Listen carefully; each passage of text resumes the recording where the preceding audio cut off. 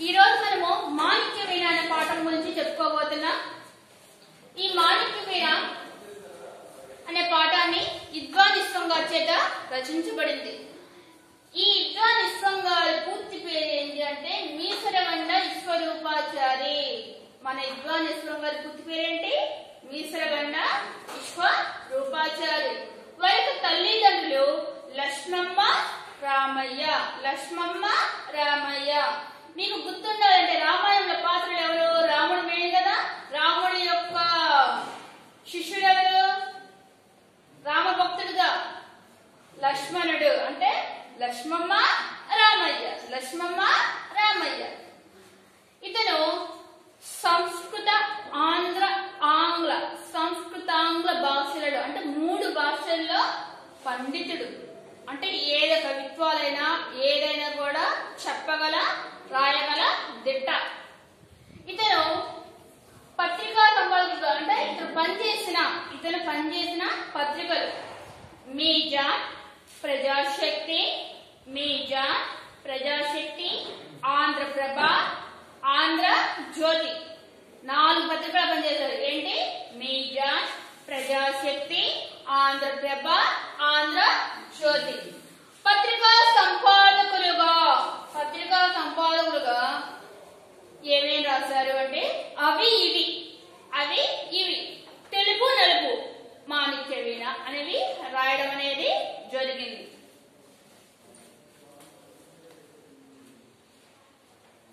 మాణిక్య వీణ అనే శీర్షికను భాష, సాహిత్యం, సమాజం, నైతిక విలువలు.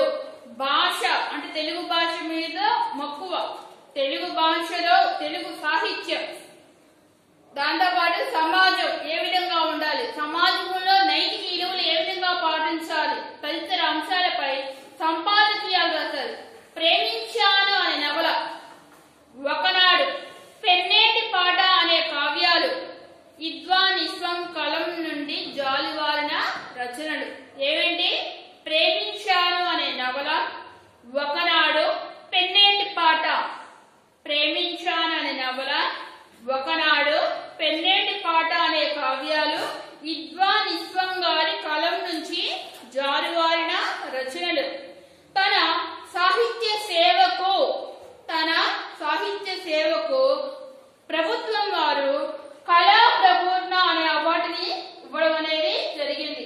కళా ప్రపూర్ణ అనే అవార్డును ఇవ్వడం జరిగింది. దానితో పాటు పిహెచ్డి చేసే వరకు డాక్టరేట్ అనేది ఇవ్వడం జరుగుతుంది. పిహెచ్డి తర్వాత కూడా చదివిన వారికి, ఆ బుక్ సబ్మిషన్ చేసిన వారికి ఏం చేస్తారు?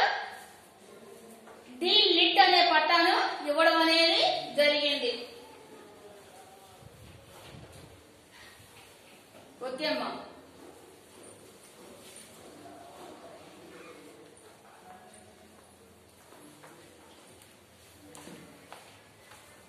పాఠ్యాంశ ఉద్దేశం దీన్ని స్క్రీన్ షాట్ తీసుకున్నారా? ఓకే. పాఠ్యాంశ ఉద్దేశం: ఆంధ్రప్రభ వారపత్రికల్లో విద్వాన్ విశ్వం మాణిక్య వీణ శీర్షికన వ్యాసాలు, కవితలు రచించారు. ఆంధ్రప్రభ అనే వారపత్రికలో అంటే వారానికి ఒకసారి వచ్చే పత్రిక. దినపత్రిక అంటే ప్రతిరోజు వచ్చే పత్రిక. మాసపత్రిక అంటే నెలకు ఒకసారి వచ్చే పత్రిక.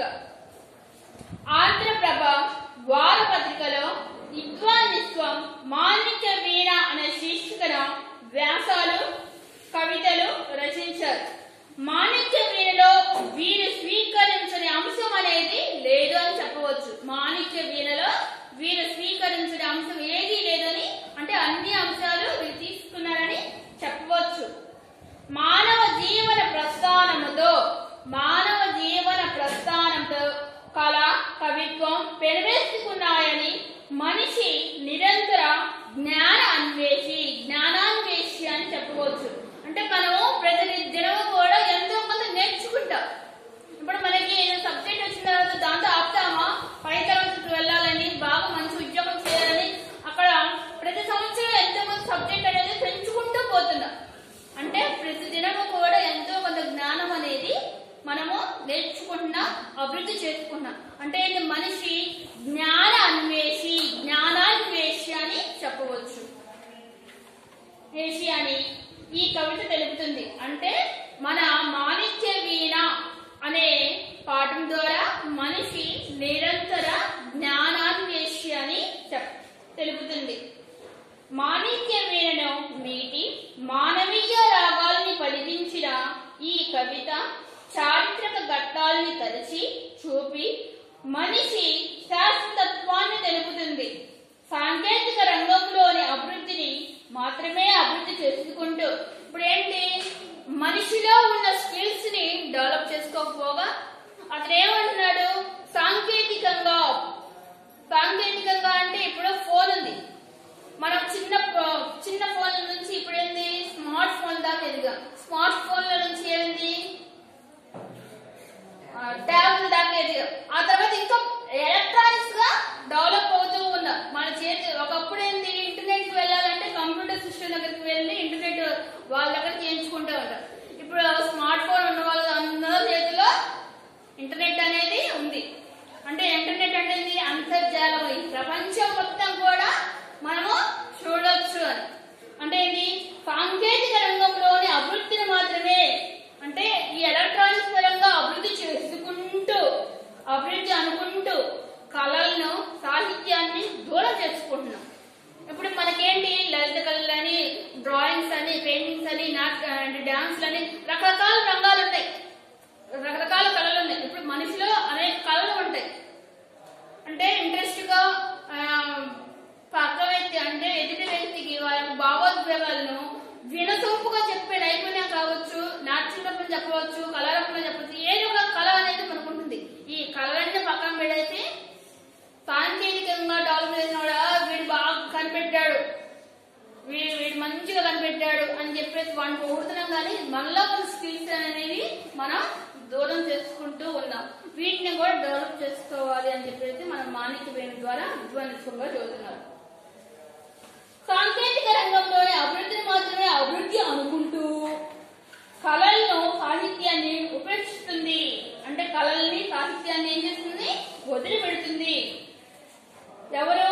నేటి తరం మానవ జీవితంతో ముడివేసుకున్న కళలు, సాహిత్యం అనాదిగా సంకల్పించిన ఆస్తే.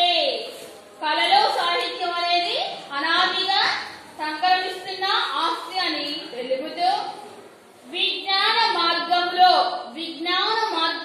ప్రయాణించి సంస్కృతిని గౌరవిస్తూనే మనిషి శాశ్వతుడని తెలపడమే ఈ పాఠం యొక్క ముఖ్య ఉద్దేశం. ఏంటి? విజ్ఞాన మార్గములో ప్రయాణించి సంస్కృతి సాంప్రదాయాల్ని గౌరవిస్తూ మనిషి శాశ్వతుడు అంటే మనిషి కనిపెట్టాడు. కానీ ఇవన్నీ సాంకేతిక రంగాలు మనిషిని కనిపెట్టలేదు అని మనిషిని శాశ్వతుడు అని తెలపడమే ఈ పాఠం యొక్క ముఖ్య ఉద్దేశం. పాఠ్యభాగ వివరాలు చూడండి. పాఠ్యభాగ వివరాల్లో వచ్చిన కవిత అంటే ఈ పాఠము ఏ ప్రక్రియకు చెందినది? ఈ మాణిక్య వీణ విద్వాన్ విశ్వంగారి చేత రచించబడిన మాణిక్య వీణ వచ్చిన కవితకు చెందినది. వచ్చిన కవితకు అనే సాహిత్య ప్రక్రియ పద్య గేయాల్లో ఉండే ఛందస్సుతో సంబంధం లేకుండా, అంటే పద్యాలు రాయడానికి ఉపయోగపడే ఛందస్సు, పద్యాలకు గేయాలకు ఉపయోగపడే ఛందస్సుతో సంబంధం లేకుండా వ్యవహారిక, ప్రజలందరూ మాట్లాడే భాషలో, వ్యవహారిక భాషలో రాసే కవితను వచ్చిన కవిత అంటారు. చిన్న చిన్న పదాలు, వాక్యాలతో ధ్వని గర్భితంగా ఉండే కవిత వచ్చిన కవిత. ఈ పాఠము విద్వాన్ విశ్వం రచనా సంపుటిలోనిది. ఈ పాఠం అనేది ఎక్కడి నుంచి తీసుకున్నారు? విద్వాన్ విశ్వం వచ్చిన సంపుటిలో నుంచి తీసుకోవడం అనేది జరిగింది. సరే, ఇక్కడ నుంచి చూడండి. ప్రవేశికలో ఆధునిక యుగంలో వచ్చిన కవిత ఒక ముఖ్యమైన సాహిత్య ప్రక్రియ. ఈ వచ్చిన కవిత అనేది ఈ ఆధునిక సమాజంలో అంటే మానవులందరికీ కూడా వాక్ స్వాతంత్ర్యం ఏ విధంగా ఉంటుందో